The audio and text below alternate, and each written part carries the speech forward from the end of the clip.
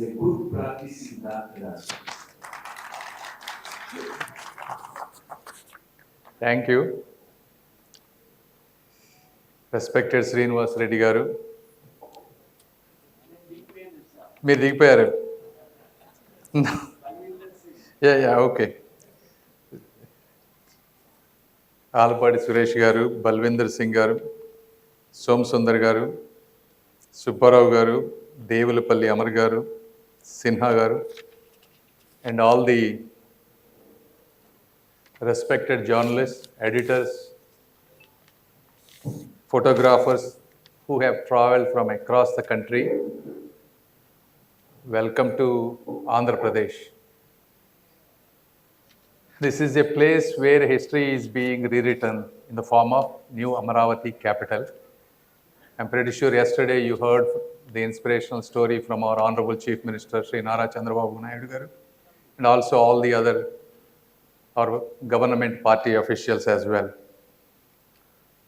So, and I feel honored and proud to participate in this important 11th plenary on Indian Journalist Union Association. I hope you are all having good time here in Vijayawada, though it is a little bit hot outside. But when we talk about, many of you are quite experienced here, what I see. You probably know about journalism more than me, because especially I stayed in America for 25 years. Yes, I was a doctor, I was an entrepreneur, but I also happened to run a edtech company where we do a lot of social media advertising and all that stuff. So I have seen quite a bit of transformation in media and how things are going. Now, for the last 2 years, I've been in politics. That part also I have seen how the entire social media works these days, as well as press. So having said that, journalism is often called the fourth pillar of democracy. But how did it truly get that name, get that title? I want to go back to a little bit of the history to understand that we must look back. We must begin with what we must never forget, our glory, our legacy. Because if you look at it, India did not achieve independence just with agitations or armies alone, right? It achieved its independence mainly through voices. Because the ideas and voices traveled across villages, across rivers, and across multiple languages, and reached the hearts of millions of people and told them, you deserve to be free. That was the story of independence. Who carried these words? It was you, the journalists are the ones who carried those words. Whether it's Gandhiji, Tilak, Netaji, Raja Ram Mohan Roy, or Annie Besant, before they become freedom fighters, they were journalists. That's how they used the press to unite a divided nation and created mass mobilization to achieve Swaraj. And Gandhiji, he used Swaraj and he told, Swaraj is my birthright. Tilak said, Swaraj is my birthright and I shall have it. These kind of words are what created revolutionary movements at that time. And Gandhiji used journalism as satyagraha. That means truth force movement, truth force in action. And subsequently, when British enacted Vernacular Press Act to silence us, we changed languages overnight, we published in secret, and we choose prison over silence at that time. At that time, they could cage the journalists, but they could not cage the truth. That's the history of independence, and obviously in 1947, we got independence, a new nation, a blank page. And after the independence, the press evolved from agitation to education. It is about moral, intellectual, and economic destiny of a new republic. Vernacular newspapers, particularly like Andhra Pradesh, Eenadu, they extended the developmental agenda to local languages. They explained the constitution to farmers. They explained 5-year finance commission plans to villagers. This is how the press carried the whole history after independence. Then we got emergency, right, in 1975, the darkest chapter in Indian democracy. At that time, editorials were edited, dissenting journalists were imprisoned, and at that time, people like Indian Express publish a blank edited, as you know, blank editorial, completely blank page, and press in its silence could find a voice. I mean, that blank page said more than 1,000 words than anyone ever could say. So silence itself became an act of journalism. That is the power of this profession. So after the emergency, the press emerged with renewed vigor, stronger, more committed, and more fearless than ever before. I mean, this is the glory and the story of the Indian journalism. And now the internet revolution has come. Mobile, WhatsApp, YouTube, things have changed. And now if I look at it, obviously not only in India, across the world, media is facing unprecedented challenges. Whether it is extreme polarization, perception of alignment with different political parties, the race of speed of misinformation, overtaking the need of accuracy. But however, some nations continue to preserve their strong independent journalism. But I feel there is an economic and overall uncertainty for journalists. I mean, obviously, you look at it, economic uncertainty, why that is happening. There is so much expansion of journalism, right, in media. Everybody today, whoever has a smartphone, became a reporter, editor, and a voice. And you're also facing a lot of challenges, whether it is physical attacks, legal intimidation, as I said, technological disruption, and even psychological fatigue. So today, journalist is expected to be a reporter, videographer, editor, fact checker, and a social media strategist. I mean, these are not some of these problems you could say for journalists, but I think these are the problems of a common man as well. Like, for example, financial insecurity. Why journalists, not everybody is able to get the right compensation? Even with the compensation that you get, why we are not able to afford? It is because school education has become expensive. Though government is spending per student several thousand rupees, still school education has become a problem for a lot of people, common man, not just for journalists. Healthcare, though we have insurance and the systems are evolving, still there is a huge problem. We don't get the quality healthcare at an affordable rate. And third, both law enforcement and enactment. Though we have laws for everything, unfortunately, that's why if the law is enforced, like, when I was in America, anybody to do any mischief, they think 100 times. Because people are not different there either. You have all kinds of people where there are exceptional good people that they don't need any systems, and you have people, regardless of what systems you have, they will continue to do bad things. But the system takes care of it. But here, as you know, the law enforcement has been a challenging aspect. And the excessive media led into technology disruption, low wages, and then why these are some of these genuine problems that every one of you have. But I also think we should be, this is where experienced journalists and the other stuff, though political leaders have a lot of ability to influence, I think given the history, you all have much bigger influence in this society that you can change. For example, why is our healthcare system, our school education system, it is like exist? This is where I think a real empowerment should come from all of you.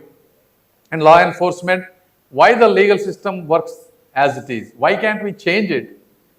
This is where if some of you, I think, experienced people who have that passion and interest in should form some kind of groups. Writing one editorial, one column is not going to change the system. It will never. But it is a coordinated effort, a mission-driven approach is the only thing that can change and solve these problems. Sure, we can get you, we can bargain some of the railway concessions so that you can get, but these are not going to change fundamentally how we want to live. So, in my point, and the other thing we need to introspect, why there are so many YouTube channels are coming into the system. Why? Because when we, traditionally these channels became political mouthpieces. People do not want to be biased, right? People want to know the truth. So they will go and find wherever they think there is a truth, wherever there is their voice. So initially people, some of you journalists might be thinking we have media monopolies, but what they did not understand is just telling what we want to tell will eventually make the system like this. It will dilute, it will expand, because whoever voice is not heard, they will go and start this YouTube, all this stuff. Now you have a democratization of this entire media. This created a systemic problem. So now even the people, you get layoffs because the main media cannot get the audience. They don't know why this happened. But they always think, oh, it is the technology. But it's not the technology. It is our own behavior, what we created. If we have presented the balanced views, and obviously everybody would stick to you. And if you present data-driven, accurate information, then people will come to you. People will stick to you. But unfortunately, the media advertising today has become a government-funded one. When a government is funding, you are not the editor. Government is the editor, and whichever political party is the editor. So, if you really want to change the system, it's the same thing. Trust is the foundational thing in this society for anything to work.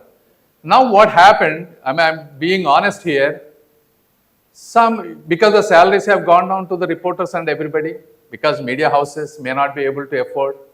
Now they are going to the alternate route, because for any human being, the survival is the fundamental thing.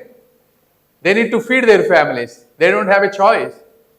Now they are going to the alternate shortcuts. Now what is happening? Trust is being decreased.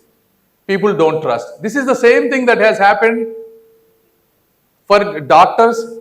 Same thing has happened to politicians. In my own politicians, like MP lads, we have 5 crores per year. And on that 5 crores, there are a lot of people who take 5%, 10%, 15% cut. A lot of the places work doesn't get done. People who genuinely want to serve, you want to go and ask Modi ji or the government, 5 crores is not enough, give us 10, 15 crores, then they will say, you see how they are misusing. They will show the data. We have given 5 crores. How many people haven't even used half of these funds? So then you won't get what you wanted. It is the same thing with journalism or any profession. There are always 20-30% of the people who genuinely want to serve the country, who genuinely want to serve whatever. There is a reason why you became a journalist, because your DNA is aligned that from the beginning. There is a reason why I became a doctor. So those kind of people who are genuinely want to survive and serve are getting affected because of this cyclical mistrust that has happened in the society. So for any of you, many of you are highly influential. My point is, I want you to guys understand the fundamental, why these things are happening to the journalists. How can you correct? Sure, media monopolies might say, you have to do this way, that's otherwise you don't have a job. But you have to explain that. Why that is not the right thing to do? Because even though temporarily you are getting the benefit, ultimately your empire will collapse. It's just not going to work. Because people will flock to YouTube, all these social media. Eventually, I think, those are the reasons why we should not do that. So so a democracy without a free press is not a democracy. In my view, it is a theater. It is a theater where actors are acting rather than a real free democracy. So my suggestion is continue to rebuild credibility. As I said, fact-based reporting, data-driven journalism, differentiate clearly the news versus opinion, and enact strong newsroom ethics. And obviously breaking news. I understand the practicality. People are highly sensitive. They need news every time unless you put a breaking news. In the hospitals also, there is a thing called alarm fatigue. Because, if there is a small change in patient, we get the alarm. Then a lot of equipments were manufactured for even small variations, your blood pressure, heart rate, you get an alarm. What happened is those became so much, you get hundreds of alarms, the value of alarm is gone. It's called alarm fatigue. Same thing which happened to the breaking news fatigue also. So my point, what in the long run for any business or any person to be successful, it is that genuine, credible, hard work that takes years to build is the only thing that's going to survive. And as a journalist and others, it is your responsibility to enable those organizations to change whoever are the media owners to get into that kind of stuff. And obviously, many of you, it's hard, the technology is changing rapidly. Even though I am a tech person, there is a generation gap between my son and me. My son is in college, the way he uses technology, tools, even I am not able to catch up. So, but this kind of continuous creating this modernized press clubs that gets these latest skills, technology is a must. And the other thing is, compensation. This is another thing that we really have to discuss, journalist welfare. At journalist welfare, whether it is a fair salary, fair healthcare benefits, or transportation or pension, this is a democratic necessity. Because a fearless journalism cannot exist without financial stability. This is a fundamental aspect. But how the problem here is, we have too many journalists now. So how can we get them into a cohesive community where you can achieve that financial security is something I think the people in the leadership, this is not going, I'm not saying there are quick solutions, but this is where a leadership should have an open discussion and get into some kind of ethics. Every exam, like doctors and all, they're all exams, there are certifications, there are mandatory courses. I'm sure journalism has it, but how can you strengthen that mechanism so that only real professional journalists will come into the system? And then once you get that credibility, then you can demand for all those financial stability.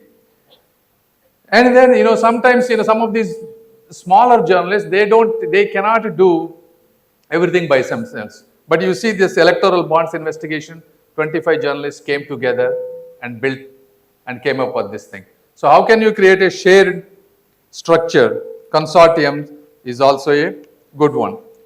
So, this is my view, how we evolved and what, where your situation and all that stuff. But as I come to the ending, what I want to tell you is, think about how we have survived, right? We have survived the Vernacular Press Act, we have survived emergency, you are continue to survive monopolies, manipulations, even, attacks and murders, but you are still here, still moving ahead. But I want you to remember the people that who went to prison at that time rather than betraying their readers. These are fundamental things that why we exist in this society, and we have to understand that aspect. They did not suffer so that we could surrender. They did not suffer. Otherwise, they could have suffered at that time as well. They could have surrendered at that time as well. So, in my view, every time a journalist in a small district publishes a story that a rich man or a powerful man doesn't want to told, they don't want to told. That's when democracy survives. And every time an independent newsroom refuses an advertiser's interference, this Indian Republic is strengthened. And every time a reporter stands at a police barricade and asks a question that no one else is asking, India moves forward. I mean, this is the nation building, not in spite of journalism, but because of journalism. So I wanted to know you're not just a simple content creators or government mouthpieces. You are journalists. You are the voice of voiceless, and you are the national consciousness. And at the end, I want to say, as long as there is even one journalist in every part of this country who believes that truth matters, India will not fail, and your profession will not fail, and it will continue to survive.